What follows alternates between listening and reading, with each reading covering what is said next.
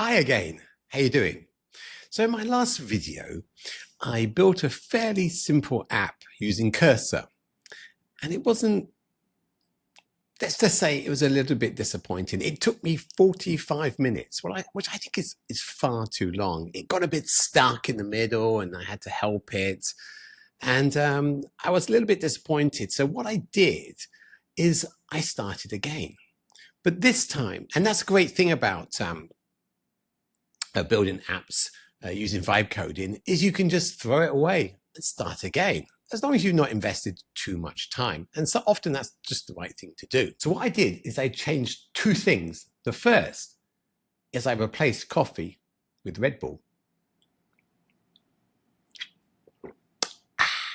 Well, actually, this is healthy Red Bull. It's high in vitamins, zero sugar, and it supports mental function.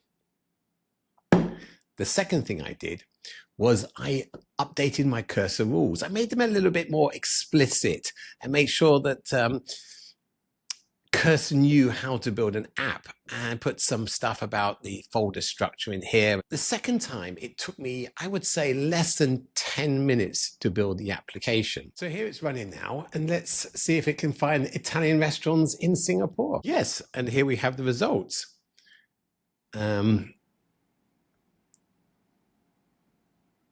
And these all seem to be good Italian restaurants. I've eaten at some of them. I check the website's working. And so that's great. So the whole thing seems to be working now. And what I'm going to do in this video is I'm going to make some updates to this app, make it maybe look a little bit better. But first of all, let's go back to Cursor and bring up the agent. And you might also notice that I'm in auto mode. Now, auto mode is interesting because it says it selects the model based on quality and speed recommended for most tasks. And if you actually look at the models I've got here, I've got Sonnet 3.5, I've got Gemini 2.5 Pro, and I got GPT 4.1. So I'm actually going to let it just select the models itself. Okay, so when you've got a working app, it might be a good idea to store it somewhere. And obviously the best place to store it is GitHub. So what I'm going to do is I'm going to put this in GitHub and then show you how I work on apps as we go forward. I'm going to create a repository. So I've got into my GitHub and I'm creating a new repository called Company Finder. I'm going to make it private, but I'm just going to go here and just create a repository. And there you go. So there's no code obviously in there. Now, I can't always remember all these Git terminology. So why don't I just let Cursor do it? So I would like to check this code into GitHub. I've just created a new repository. Okay. And see what it says. I help you set up and push your code to GitHub. Okay, so it's created a git ignore file, which is very good. Now I help you initialize Git. Okay, let's run that. Git add. So just push. Okay, git commit. Great. Now I need you to provide me with the GitHub repository. URL you created, something like this. Once we get there, okay, so let me just go to that and copy that, put it in there. I could put, there you go. I hope you had the remote, so there you go.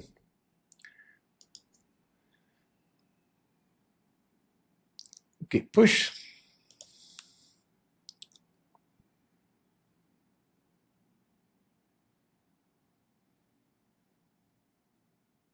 Yep, that's great. So now let's refresh this page and we should see all our code. There you go. All checked in. So whatever happens now, I've got a copy of my code, and that's the main thing. So let's go back to our Company Finder. And let's see, what should we change first?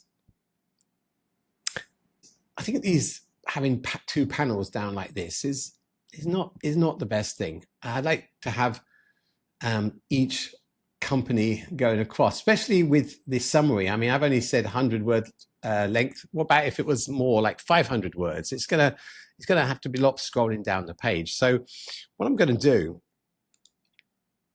is make the change now. So let's go back to cursor. I'm going to say the results are shown as 2 panels side by side. Instead, can you display the panels in rows? And let's see what it does. Okay, so it's changing results display, and it said modified it. So let's take a look, and immediately you can see that it's done that. See how fast that was? Easy, took minutes, and looks absolutely fine. Okay, now the problem is, as we move forward, is that sometimes it will start to screw up your code, and you want to get back to a good place. So I had the great place to start with. I checked all that into Git, and now I've got another. This is now looking good. Before I make any more changes, I want to make sure I can get back to these changes. Now I could Git commit these changes. So another way to do it is, you can see that it's got the changes. It's understood the changes, and what I can do is I can stage my changes. And this is a really quick and easy thing to do. So if I just push, and you can do this within the IDE. So you just put stage all changes, and that's it. And so I can always get back to the place I am now. So I'll show you how that looks. So let's get rid of this file. We don't need that. And let's make another change. So if we just have a look, it's very boring. It's black and white. You could do with a bit more color. So what I'm going to do is I'm going to give it another command. I'm going to say the UI is boring looking because it's only black and white. Can you add some color to make it look more interesting and appealing to the eye? So let's have a look what it does. So I help you enhance it, and it's making the changes. Okay, it's changing the global.css file. Okay, okay, let's have a look. And yeah, there you go. Now, I mean, it's not exactly very pretty, is it? I mean, has got more colors, but I'm thinking maybe I don't want these changes. If I go back to here and I refresh, you can see my staged changes here, and you can see the 2 files it changed. Now, what I can do is, if I want to get rid of these changes, I mean, I could ask Cursor to do that, but sometimes if you made a lot of changes, it does struggle perhaps, but I can just hit discard change, and it would discard, and then I hit discard changes and discard. And now the only changes I've had is the ones that I've staged. So if I now go back, the boring looking black and white. So, but let's ask it to do it again. And this is sometimes you can iterate forward, or you can just revert and start again. It's up to you. So I wanted to show you how we can revert the changes very quickly. So let's see if it does the same thing, because sometimes it doesn't. Or you can modify the prompt a little bit to maybe give it some idea about the type of colors you want. Okay, and then we make the changes to the results display.tsx file, and there you go. And well, yeah, it looks exactly like it did. Okay, that's fine. I mean, we could sit here for quite a while iterating on this, maybe asking it to use different colors and the like. Okay, but one thing is, let's change the query or criteria here. So providers of shared office space in Singapore, and see what happens.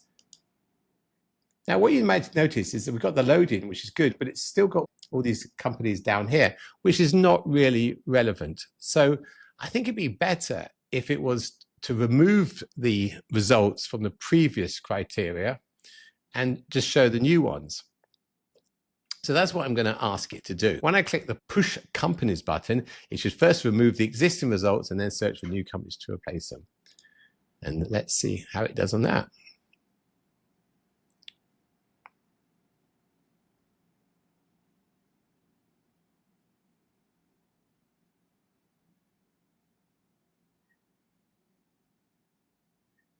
That's really good. What is it now, ChatGPT? I wanted to tell you about an interesting book I'm reading. Great, but can we do it later? I'm in the middle of my YouTube video. Okay, no problem. Hit me up later. Okay, will do. Sorry about that. Always chatting with me. Okay, so we've made these changes. Let's have a look at them. And let's do it again. So if I click that, find new companies, there you go. All the results are taken away from the previous query and it starts a new one. So that's great. There you go. It's found shared office space, WeWork, Justco, the Great Room, and hopefully these links still work. Yeah, there you go. So now I'm happy with this app. We've got some more changes here. Let me refresh. You can see there's got some more changes. And I'm going to accept all these. I want to check these in because I'm going to finish for them now. So I can't remember the Git terms and stuff like that. So why? I just ask Cursor to do it. I would like to check my changes into GitHub. Okay, and off it goes. Let's see what it says. Now you might remember from the last videos, I gave it which commands it can execute and which commands it needs my help on. And one command is that I don't allow it to execute is Git. So I think sometimes when you're doing things like checking code in, you want to make sure it's checking the right thing in and it's giving the right comments and such. So that's why I have to push run. But, you know, if you're happy with it and you trust it, then yeah, just add it to your list of commands that you trust and it will start checking things in for you. Okay, so wants to run a Git status, see what's changed. Okay, now adds the files. And it's put a comment here, enhance UI with colors, improve search functionality. That seems about right. Git push, that's great. And that's it. And so now if we go to, let's just remove that, go back to Git, GitHub, refresh it. And there you go. You can see the commit I just made, which is awesome. Fantastic. And that's it for this video. I'm being told by all my friends to tell you to hit the like, hit the subscribe, make comments. What would you like to see next time? And I hope you enjoyed it. So until next time, bye-bye.